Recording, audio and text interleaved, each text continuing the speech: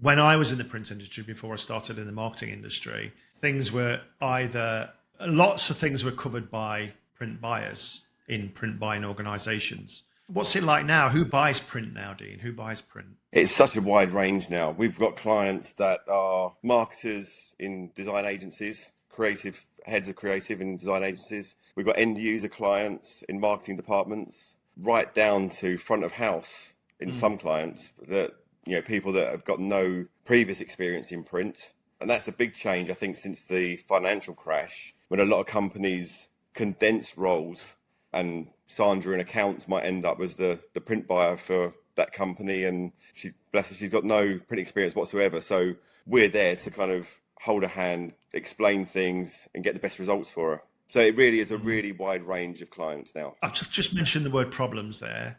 Over the years I've been doing it, the problems were probably different than they are today, I think, because of the technology's moved on. But what if I was to ask you for three main problems that you see right now today, and maybe how it's changed from how it used to be 10, 15 years ago? What's the main things that not your clients, because I know what you do for your clients, but what's the main thing people that place print suffer with? I think the big thing is timings. So not allowing enough time for a project. Now, if you've got a simple leaflet or simple brochure job, they're done very quickly. But the more process that you add into something, as in laminates or foiling or perfect binding, or you need to allow the extra time to get those done. And we Why often is get the that? thing, Is that because they don't do it in-house? yeah, a lot of Is that places don't do it in-house, but also it's just the Right. timing element. So when you come down to perfect binding, or perfect binding is a good example, the glue needs to cure. The glue needs 24 hours to cure. If you're laminating something and then foiling over the top of it, you can't do it straight away.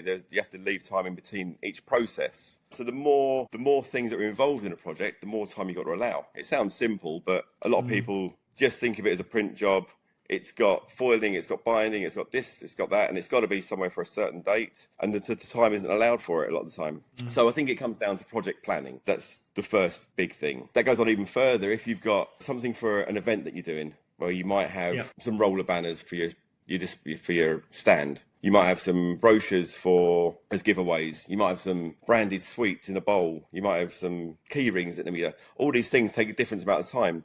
Often it's the print side, booklet side is the quickest. Things like the merchandise can take longer, and it depends. Now gone are the days where a lot of the UK factories held things in stock.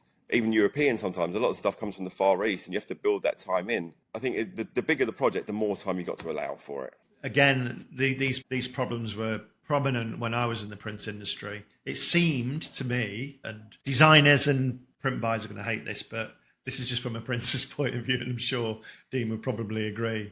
But we seem to get the least time out of all of it. And the quicker you can get your print partner involved in the design conceptual stage, they'll add a lot of value there. And I know that's what Dean does. Not only value, they'll cater for this time. That's something you do on a regular basis, isn't it? Yeah, well, print's always the last thing in the chain. It's the last thing that happens before the event happens. Quite often, we're delivering the goods the day before, or sometimes even on the day of the event. It's been left so late and the time's crunched so much. Once you get to that stage, that's when mistakes can happen.